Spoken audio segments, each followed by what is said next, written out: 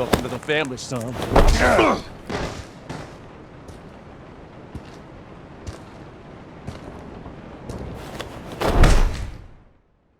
Horror.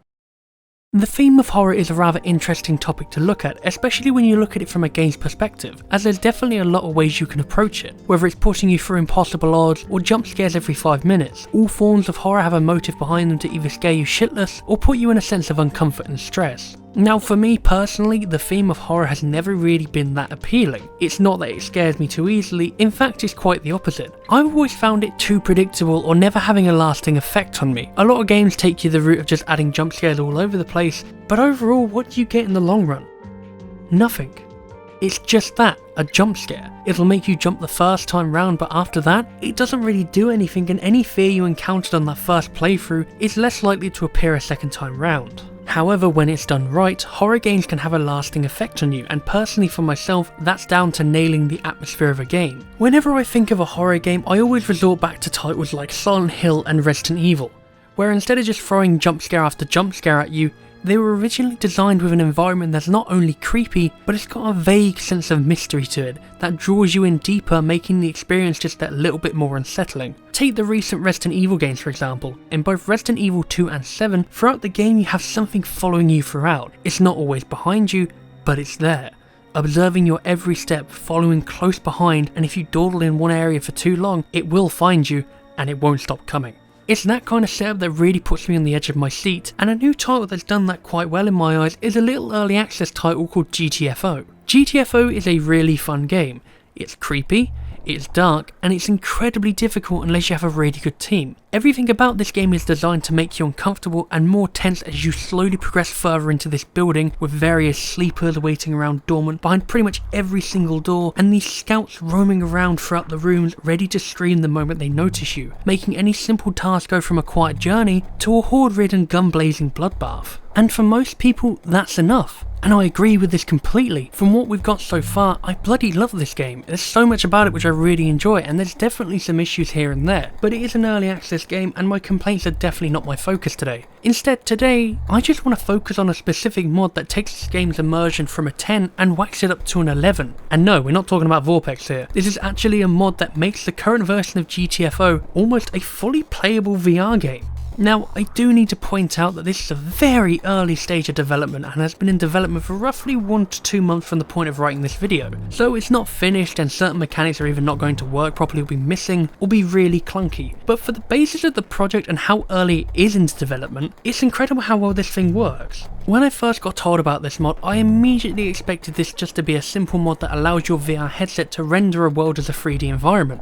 But no, this project itself is actually to have the game as a fully playable VR title. And yes, it is entirely possible to beat a level in VR. And also yes, you can still play this with non-VR players. And best of all, they won't even know you're in VR.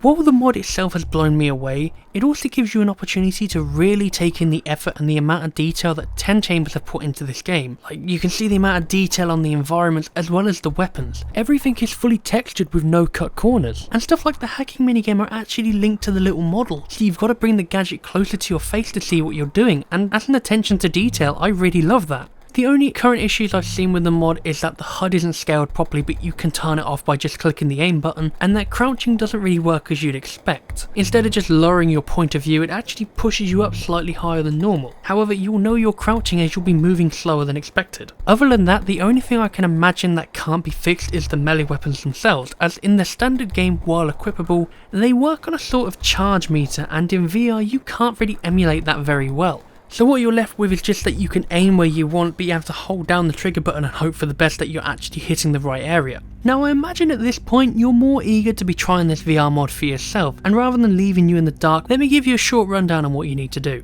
So 2 crucial things that you need for this to work is obviously a VR headset, and just as important, you need a computer that's quite beefy. If you can only just run GTFO, I'd highly recommend avoiding this mod for now, as the base game probably has a few more stages of optimization to run through, and just as a reminder, you'll be rendering the game not only on your PC, but also on your VR headset as well. On the hardware side of things, that's pretty much it, and if you fill those requirements, you're pretty much good to go and get installing. GTFO VR is a simple and easy mod to install, and it's pretty easy to get going once you've got everything set up. To install this mod, you just need to download both the GTFO VR mod folder alongside a program called BepInEx. Both links are in the description below. Once you've downloaded the files, extract the files to the appropriate folders which are in the readme, and then make sure you disable the theatre view for the game in VR mode on Steam, and to launch the game in VR is pretty simple as well.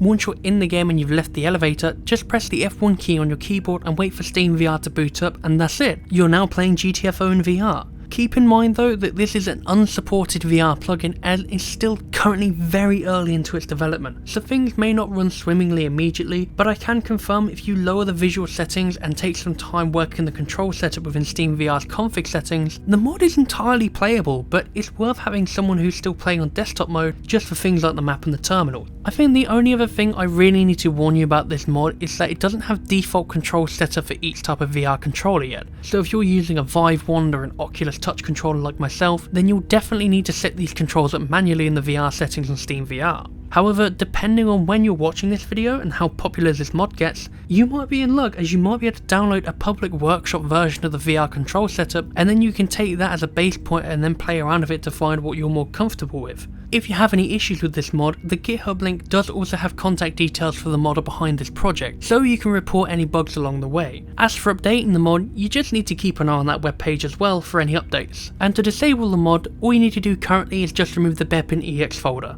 And I think that's pretty much about it really. I'll definitely be keeping an eye on this mod, and over time I might end up streaming it once it runs a bit better in the future. Now I don't really expect 10 Chambers to make a VR mode for GTFO as they've already got a lot on their plate currently, but I think for a mod it really does show the potential VR has in this day and age and the possibilities modders have with adding VR mechanics to your favourite games. So if anyone out there wants to make a VR mod for Left 4 Dead, I'm all ears.